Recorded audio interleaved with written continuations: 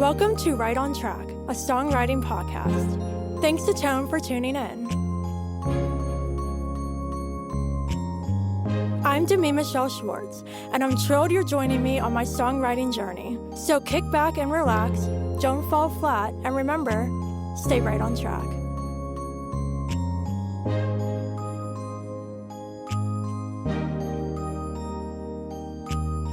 Hey everyone, welcome back to Right on Track. Joining me today is Onoleigh. Hey Onoleigh, how are you? Hey, Demi, I'm well. How are you doing? I'm fantastic. I'm so excited to have you on the show today because we are going to be chatting about your new music along with a conversation surrounding mental health and chasing your dreams. But before we get into that, can you share with the listeners a little about yourself and how you got started in music?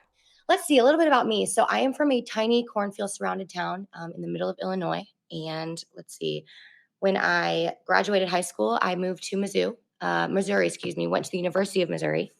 And I got my degree in social work. And I was actually a middle school guidance counselor for a very brief moment. But I was constantly telling my students to follow their dreams, do their things, that I wanted to live by example. And so I dropped everything, moved to Nashville. Literally the day I graduated college, I moved to Nashville, skipped graduation. And I have been here almost 5 years in December now, pursuing songwriting, artistry, all of the above, keeping it together. That's fabulous. Well, it's so interesting you were also a counselor. I didn't know that. That's awesome. Yeah, there you go. I'm pretty sure that has a little to do with, with the songwriting too, the authenticity and being vulnerable. I mean, you've worked with people who are opening up about their emotions and going through things. So I think that is a nice translation into what you're doing now. Absolutely. I actually say that all the time. A lot of people will talk to me and be like, "Do you feel like you wasted 4 years, now that you don't really, quote, use your degree?" And I would almost argue that I used my degree more doing music and being in this industry than I probably even would have, doing it directly hands on, because it really is a people industry. It's all about connecting and especially in the songwriting side, being able to, feel empathy, not, the difference of empathy and sympathy is you feel for people with sympathy and you feel with them with empathy. And so I think having that skill and what kind of going through the school of social work helped me do is put myself in people's shoes. And I think again, writing a good song is feeling it with them, and so that has definitely helped me and been a huge milestone in just getting me where I'm at. So absolutely. Yeah, perfect. Well, let's transition into our quote. So you selected one that resonated with you. So can you read that? Yes. Okay. So my dark days made me strong, or maybe I was already strong, and they made me prove it, by Emery Lord. Why did you select this one?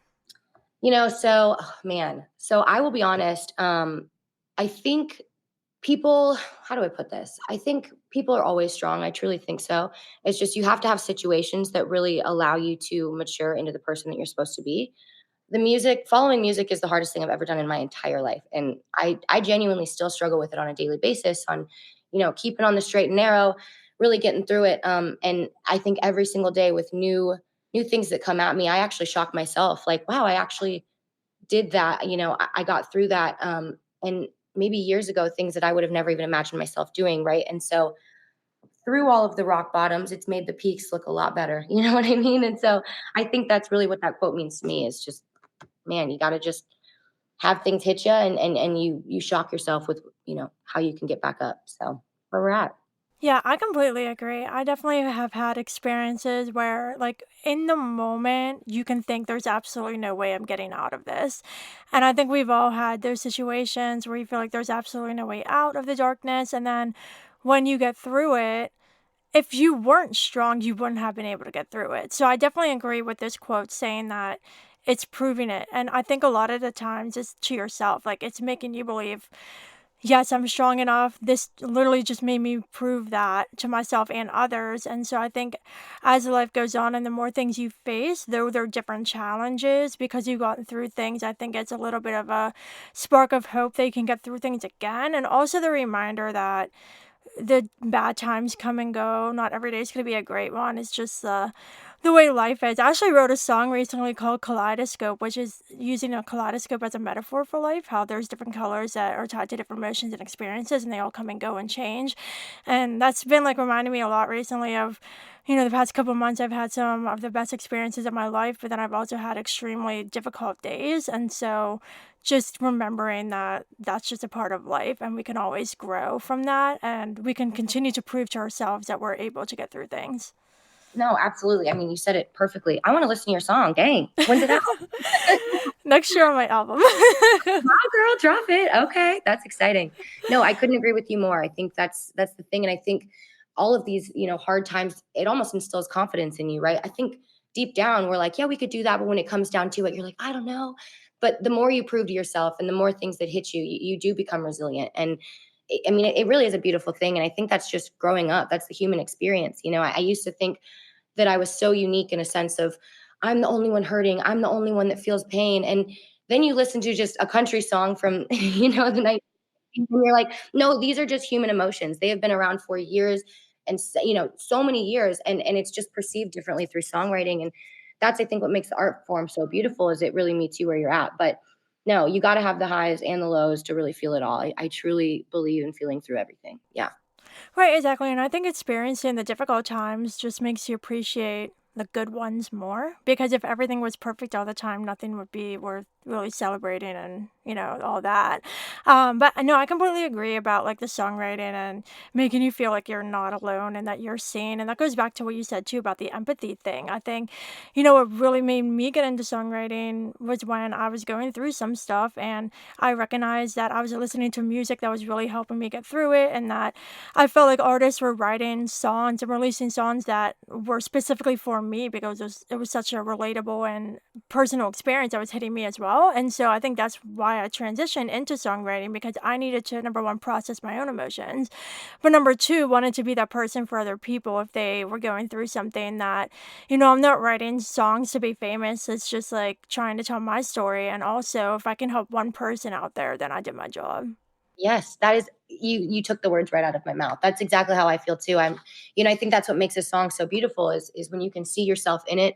And ultimately I think that's kind of what's amazing about being a songwriter is I'm honored to be able to, live through a lot of these things. And sometimes I have to say, you know, I am put on this earth genuinely, I believe, to be able to feel these things, to be able to process these things, and then to be able to articulate them properly in a music. And I think that's the hardest thing.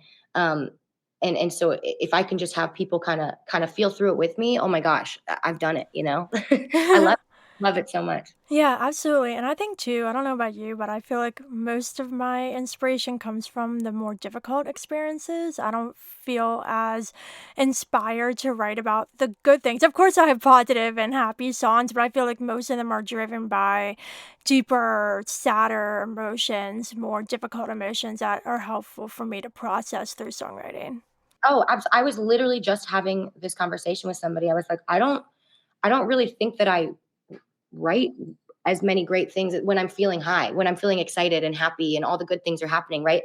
It's on my lowest lows do I feel the motivation to really write, which is a crazy theory, right? It's a crazy concept. But I mean, that's just how it hits me. So that's when I know when things are going really well, I usually lack a little bit more inspiration, but there are pros, I guess, that come with the valleys. You know what I'm saying? Which is writing music. So there you go. Right, absolutely.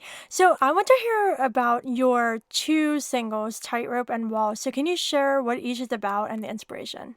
Yeah. Okay. So let's unpack this. Okay. So Tightrope, it's the first one, I believe, coming out October 6th, which I am so excited. This is the most vulnerable song that I've ever written, if I'm honest. I think I wrote this maybe January of last year. And I walked into this right. I mean, I had puffy eyes. It was one of those days, like, you know what I'm talking about. You just can't get it together. And I walked into this right with Kenny Foster, and he's the co writer. And then he also sings background vocals on the track. He's a great friend of mine. And I walked in and we kind of unpacked the morning, all the things, Niagara Falls. I mean, it was just one of those mornings. And he looked at me and he said, okay, Onoleigh, after I described the concept of tightrope, he said, "Is this a song you need to write or a song you want to write?" You know? And I genuinely thought that was a pretty crazy concept because it changed the way that I think about writing, to be completely honest. And I'm like, no, this is a song I need to write, Kenny. So we jumped into Tightrope, and Tightrope truly is just a song about learning to balance the polar complexities of life. Just the lyrics are, life, death, comfort, regret. You made it, you bought it, you loved it till you lost it. So I just wanted this whole idea of really balancing this tightrope, if you will, and trying not to let your dreams kill you while you're doing all of it. So that's really what the song's about, and it has helped me through a lot. And as it kept coming back, I was like, if it's helping me, it can help other people. And so I said I have to put this one out when we decided to record. So crazy, crazy, crazy. Walls. I actually wrote this one with John Oates from Hall and Oates and Nathan Chapman, and he started writing, with Taylor Swift back early days. So it was an honor to write. And this one is actually about when the pandemic began. It was the first time I was back in my childhood bedroom since I left for college. And I'm sitting there, I've got my guitar next to me, everything packed up, and I'm looking at my walls and I'm like, the music industry shut down. I don't have a job. I don't have anything. Like, if you could get me through high school, which hindsight, high school was hellacious for me. Okay. But if I could get through high school, then these walls, they've seen me grow up. They can get me through now. So the whole song is a conversation with my walls, and it's how I'd do anything to hear them talk, and what would they say? How would they help me? So again, another song about just helping you through things and feeling through it. So two very similar yet very different songs. Yeah, exactly. That's why I wanted to have you share them both before we talked about it more, because there definitely is a connection between them. And the fact that, when you're chasing a dream and you're walking this tightrope, which is an amazing image. So shout out to you on that one. So when you're chasing a dream and you're going through this, you can literally fall and metaphorically die or whatever. But there are so many, I feel like, sacrifices that we're making, like opportunity costs and all that to chase a dream with all these risks involved. And there's no guarantee. And also with Walls, which like has a touch on mental health, I feel like honestly, like when you're chasing a dream and you are doing something creative, like songwriting or any other creative art, you're putting so much of yourself into that, where I think a lot of the times when things aren't working, like career wise or business wise, things are bad, the industry's rough, then that's taking a toll on you mentally, where your creativity is suffering as well, which is holding you back from chasing the dream. So I really like how these kind of connect. Absolutely. And I think, just to touch on that first thing you said about, that's the hardest part about walking a tightrope in that metaphor. And even with the music industry, and, there are no guarantees, right? You could spend your entire life pushing towards a dream, and that's the hardest part. And I've always said, if you go to, like, say, become a doctor, right? There's all these steps. It's hard as heck. That is not for me. Like, to all the doctors out there, okay? But it's one of those things where, at least if you follow all these steps, you hit all these milestones, then there is a guarantee that if you do these, you hit these requirements, you will become this, right? But that's the thing with music, right? Is you could hit all those things and you could do it, quote, right. But there is no rule book, there is no path. And you have to blindly, literally blindly, with the blindfold around your face, kind of go through the unknown. And um it's hard. It's really, really hard, and there's no guarantee, and so you have to just genuinely love it that much, even on the bad days, you know? Crazy. Yeah, no, that's perfect. I was actually just gonna go there about loving it, because that's honestly what keeps you going. If Yes. you love what you do despite everything else, that's what's going to keep you going. And then also too, if you keep at it and you keep doing something you love, then you're not giving up on yourself in this dream. You may not get the great success you're looking for, but at least you're living your life doing something that you love. And it's really difficult to not lose that sometimes, especially when things are rough. Like honestly, right now, along with songwriting, I am an author too. I got my master's in writing popular fiction, and I'm trying to get an agent for representation.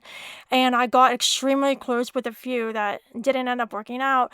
And there have been like extremely recently, like these moments where I'm like, am I just wasting my time? Like the amount of time that I put into school and like writing and revising and all these things, if I don't end up like getting an agent and getting published, I don't want to feel like I just wasted years and like time I won't get back.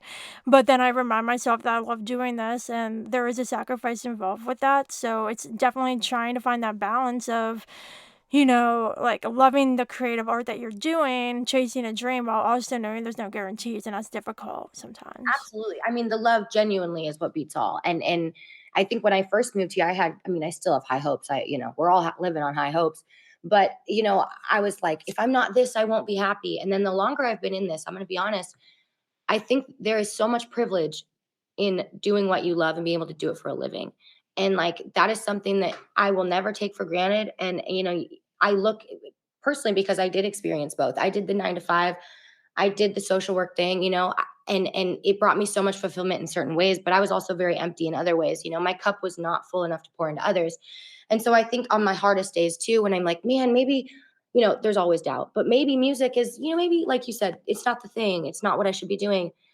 I then have to glance back and say, well, what's my alternative? Is my alternative doing something that I, don't absolutely love, but it gets things done? There's a guarantee it's safer.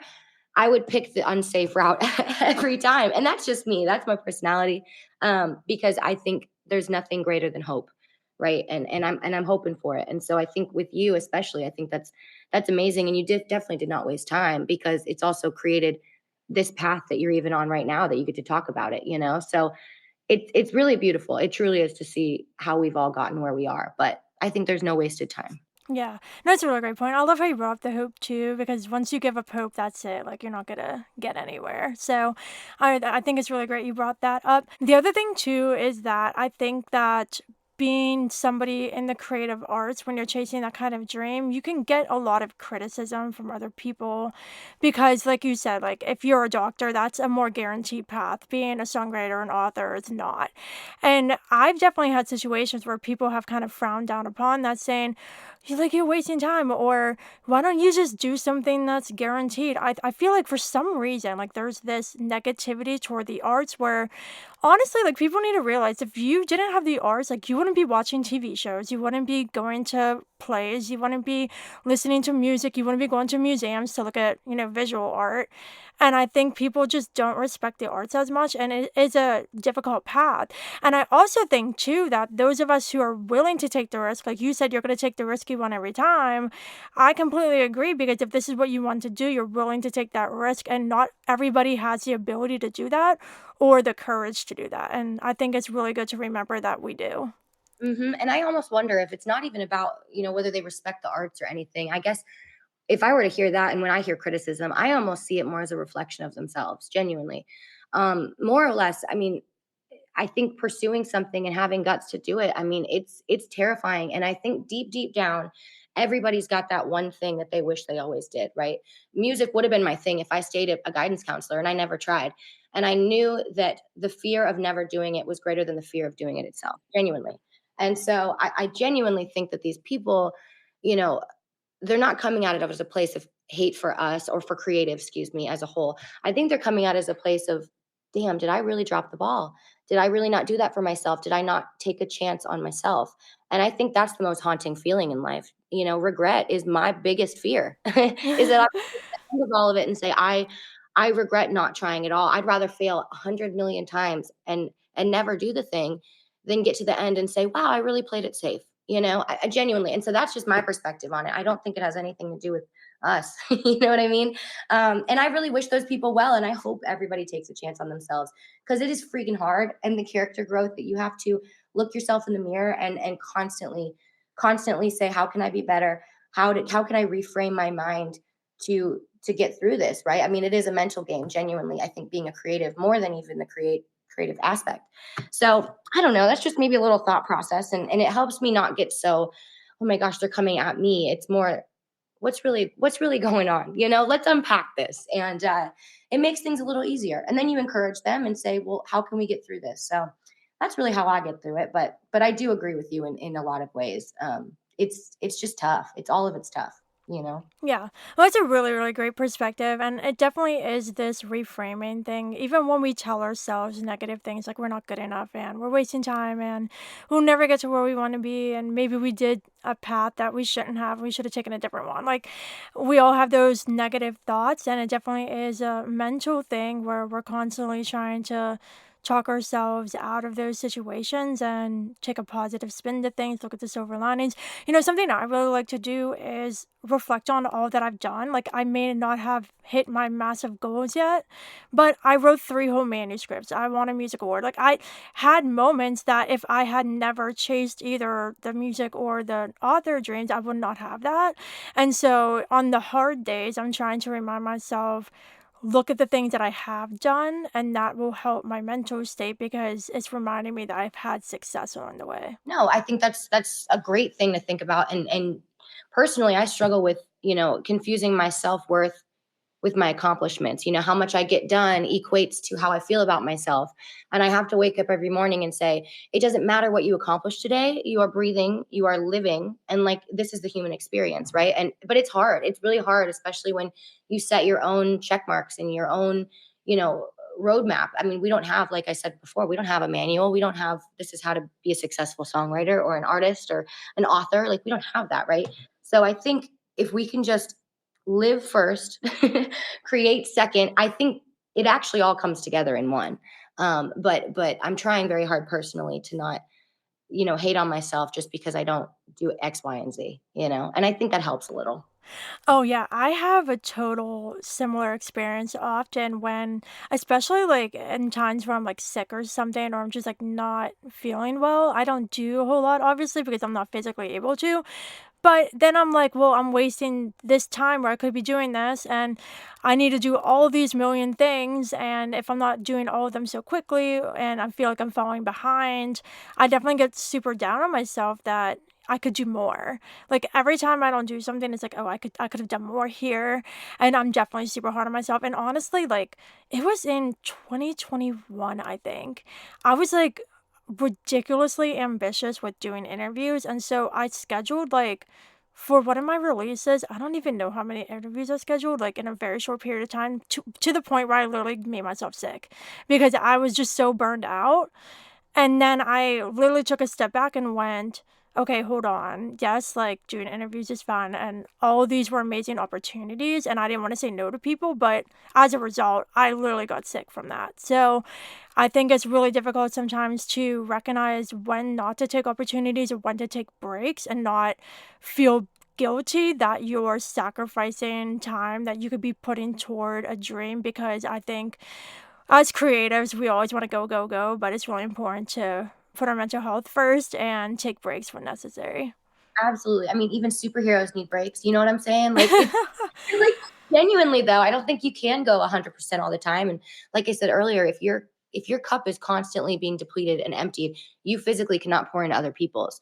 And so I think the downtime is just as necessary as the on time and being a creative, because it is very tying into your mental health. And when I have some very very low weeks, genuinely, I struggle very very much with having low lows. But I know that after I kick that, all of a sudden the blanket's gonna come out, and I'm gonna be okay, and I'm gonna write amazing music, or I'm gonna go do other things. It's just it's it's my body's way of saying, hey, you need a break. Your mind won't let you, but I need to let you, and so I've started really learning to just work with my body and being like, okay, we're going to try to be more proactive this time instead of catching up when you do get sick. It's like, if I feel a little bit of something, I'm like, okay, it's time that I step back, and really really put my health first.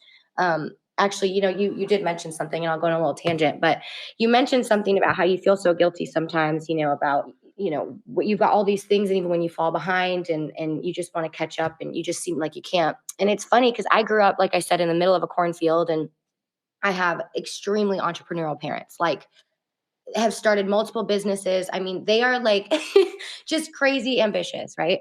And it's funny because growing up, I have this thing where you had to be awake, you had to be doing stuff by 9 o'clock in the morning at the very latest. And whenever it was nice outside, we always had to be outside. My parents were like, you cannot be inside, yada yada. And so the really funny part of that is now I almost do my best work on the rainy days because I'm subconsciously not anxious and feeling guilty about being inside. And isn't that kind of a crazy thought of what your subconscious does to you, and like the things that you grow up, and just how your mental is, right? And I just find that story fascinating to myself to even think, because I even equate the weather with how productive I am, and how much I don't have to feel guilty if I'm inside writing a song when it's beautiful outside. You know what I mean? It's just crazy. That's really interesting. I honestly think, and I know like a lot of people who deep dive into psychology know this, that things you experience when you're younger, and even for me in like middle school and high school, those things, even though you're not living them anymore, if they like had some kind of very strong impact on you, that sticks with you. And what's wild to me is like I get like triggers sometimes from like stuff that happened in like middle school and high school that had nothing to do with anything now, but it's like because I experienced something like that, my mindset goes there, and it's like completely unexpected, and so I'm not surprised at all that you're experiencing that. Isn't that crazy though? I just think it's so fascinating how I think our minds or our bodies, excuse me, remember things that our minds do not. And I don't know. It's just a very fascinating thing, and I think it's even more important again to just get to know yourself at a core level, know what you can handle, know what you can't, and then understand what triggers you, what sets you off. How can I not put myself in that situation? Because for me, getting over something takes a lot more time than just avoiding it in general. You know what I'm saying? So I'm like, it's a very proactive industry, but I think, like you said, it's very important to keep the mental up because the creativity is so intertwined. Right, yeah, and two, I think also like when I'm in those states of like burnout and like not in a good place mentally, even if I would try to push through that and do something creative, that's not going to be my best work. So I think it's really important too to remember from the creative standpoint that breaks are essential in order for you to create in the way that you're meant to create. Because if you're all stressed out and you're not in a good mental state, then that's not going to be your best work. But if you take time to have time for yourself and have self care moments and all of that, no matter how long that is, when you get back at it, you're going to have more energy and you're going to create well. Absolutely. What do you do personally that like helps you kind of step back? Are you a napper? Are you an exerciser? Are you a like do you have a hobby outside of all of this that helps you kind of keep it together?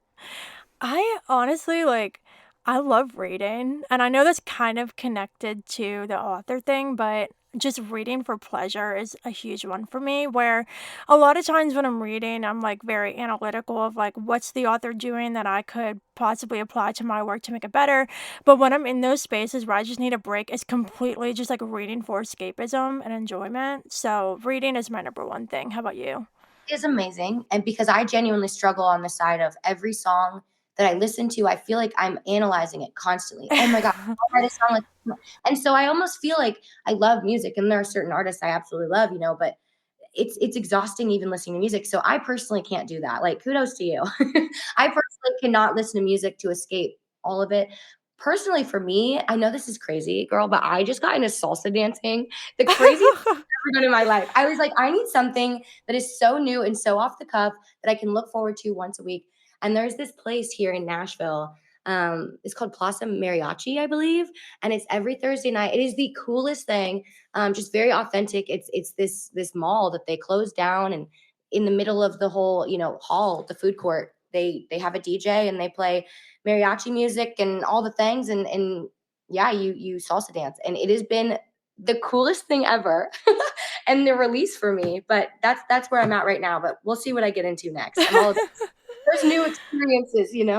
Yeah, that's awesome. I love that. And I love how you try something new too. I think it's really fun when you can try something new to escape. I honestly need to find like a hobby that's like outside of something I like, because like for a long time I was listening to podcasts, but now that I have a podcast, it's like, yeah, well, that's connected to something I'm doing now too. Music and books are connected to something I'm doing. So like all the things that I'm like interested in, I'm like they started as hobbies and then evolved into something more. So I really need to pick up something new. Exactly. I mean, I was so sick of people being like, "Well, what are your hobbies?" And I'm like, "Music." And they're like, "Hobbies." And I'm like, "I don't have any." It is so unrelated that I can do, but that is where I'm at. So that's why I asked. I was like, "Help a girl out." Yeah, that's so funny. Well, it was lovely having you on this show. Just to wrap up, what are some final pieces of advice you have for anyone in the areas of mental health and chasing your dreams? I think ultimately just being honest with yourself is the biggest thing. I think it's very hard to look yourself in the mirror and say, you know, am I the problem? Taylor Swift's got that song, It's Me, Hi, but it genuinely is. I think when you can look at yourself and say, how can I better myself? How can I get to where I want to be? What are the steps I need to take? I think that's really important. And I also think with mental health, I think just being extremely understanding with yourself and understanding that not every day is going to be the same, and if you want consistency, well then, man, we're in the wrong planet. You know what I mean? Every day got to be up and down. And I think if you can kind of take the punches as is and just kind of breathe through it, it's a horrible advice because when you're in it, you're like, screw that. But I think just realizing that it's so important to just prioritize yourself and validate yourself and be like, it is hard living in my brain 24/7. Okay. Like I get it. But at the end of the day, it's a relationship you have to have with yourself and truly foster. So, you can't really go wrong. You just got to push through. And, that quote that we started in the beginning, you got to go through things that make you prove you can do it. And it's very important. So that's what I would say. Perfect. Well, Onoleigh, it was lovely having you on the show. Can you share with everybody where they can find you online and listen to your music? Yes. Okay. So you can find me literally on all social media platforms. It's just at Onoleigh, Onoleigh. That's the beauty of having a very unique name is you can just keep the same handle for all. And then I'm on all streaming platforms, all the things. So go check it out. Literally, I love your name. It's so different. Oh, thank you so much. I appreciate that. I blame the Yeah. parents. I truly do. Well, it was awesome having you on the show, listeners. I hope you enjoyed this conversation with Onoleigh. And of course, until next time, stay Stay right right on on track. track.